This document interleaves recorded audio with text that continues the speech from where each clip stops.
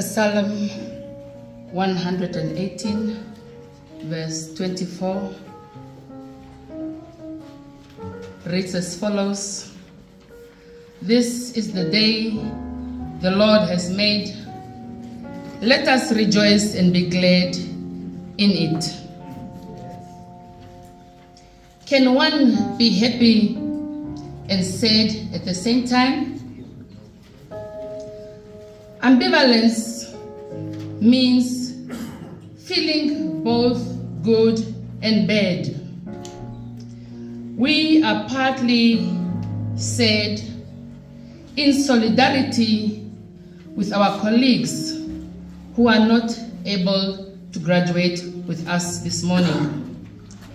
Although we have always wished to close off this chapter together as we have started it. However, the Lord's plans are not always our plans. We are happy today, equally sad, because many who encouraged us to be here are no longer with us. Some who fought for us to be here are no longer with us. Many who were happy that we eventually decided to take this path are also no longer with us. May we rejoice on this day in honor of our departed parents and loved ones who cannot witness this day with us. May I humbly request the audience to rise and observe a moment of silence for our loved ones.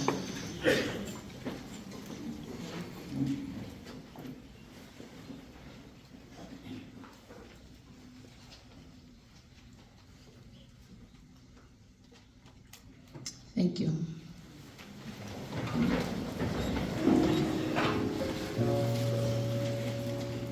Revered reverends, doctors in various fields of specialization, bishops in absentia of the various churches represented here, the rector of Paulinum, my fellow graduates, our P0s, I mean students of the ULTS Paulinum Seminary, beloved audience present here this morning, thank you for the opportunity awarded to me to speak on behalf of the graduates and of my fellow classmates.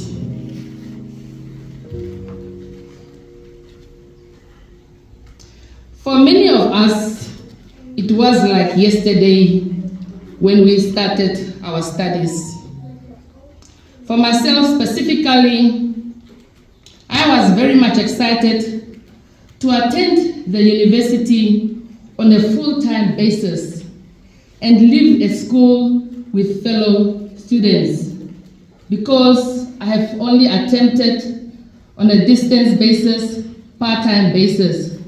So that was the greatest excitement for me.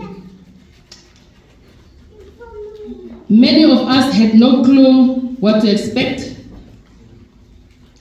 All we knew is that God has made it happen for us. In fact, this was not only applicable to me, but to the majority of us, as we all landed at Paulinum in our own unique and miraculous ways. Some quit their jobs in order to heed to the call of God. Others knew exactly since they were growing up that they wanted to become pastors.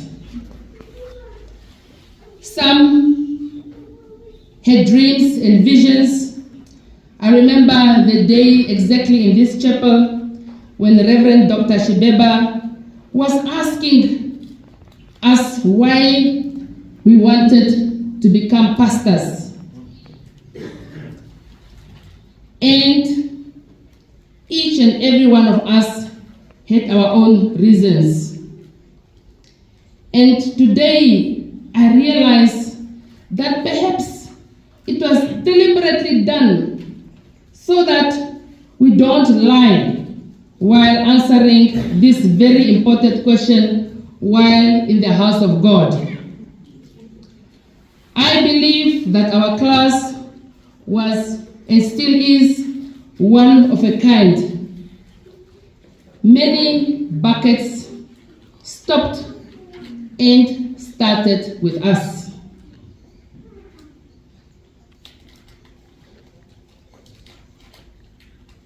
And especially the bucket of our fellow students not graduating with us today. Yes, we do understand that as an institution, it has to be run on business terms as well, and we have accepted it as such.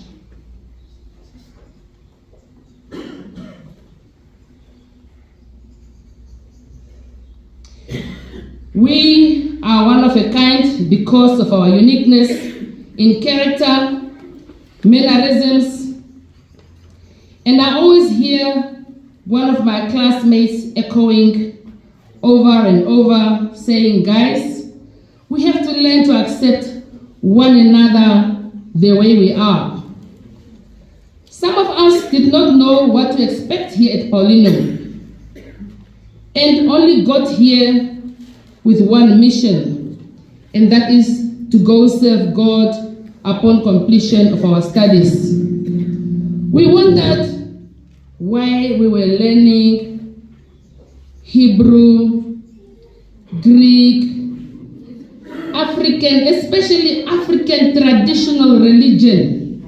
Where does it fit? When we should simply be concentrating on studying the Bible in detail.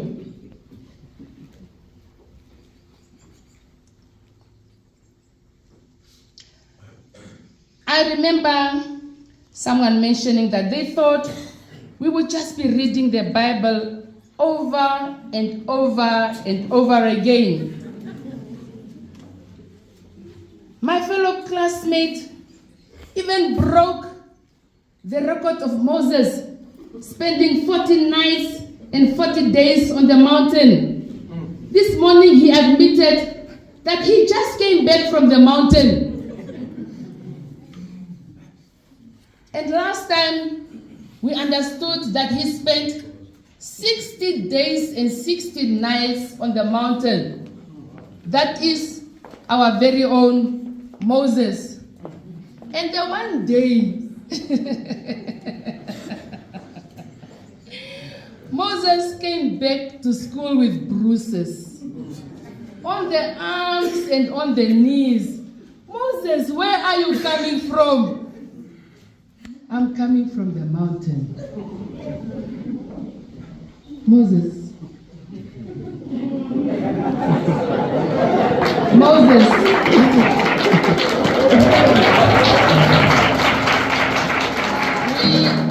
We have the Kupferberg Mountains very far there in the range.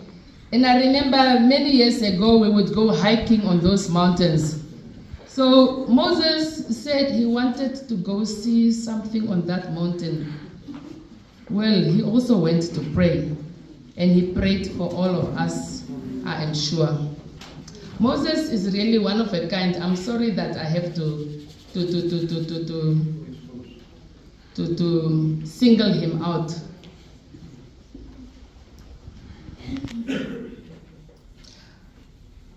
Some of us even dared to claim the title of King Solomon. I myself am really not one who would hear most stories of what is happening on the campus because I am very undiplomatic and I would always talk casually about stuff that I have witnessed or heard without realizing the secrecy of these things. I was very much bent.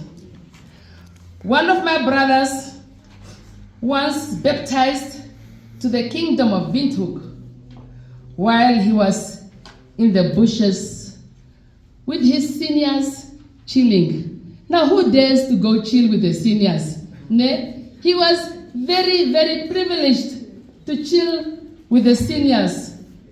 But the kingdom of Windhoek got hold of them.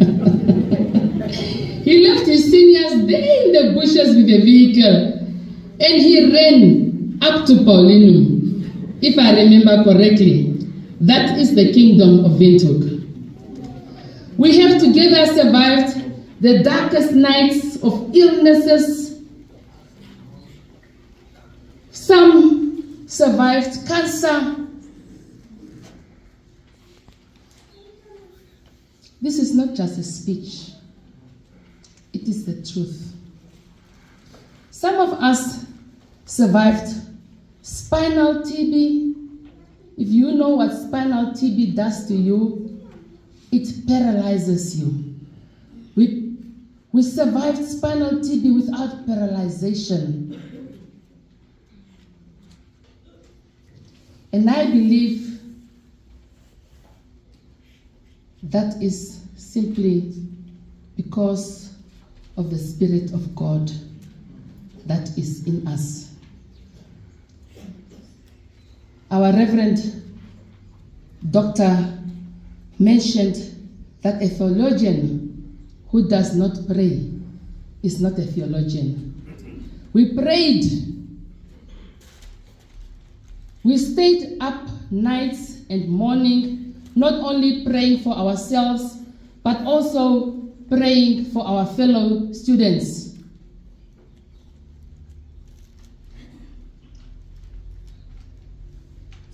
We have survived depression.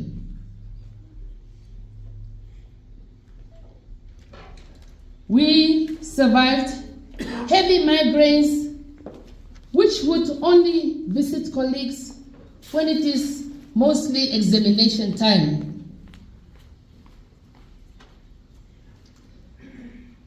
Some of us survived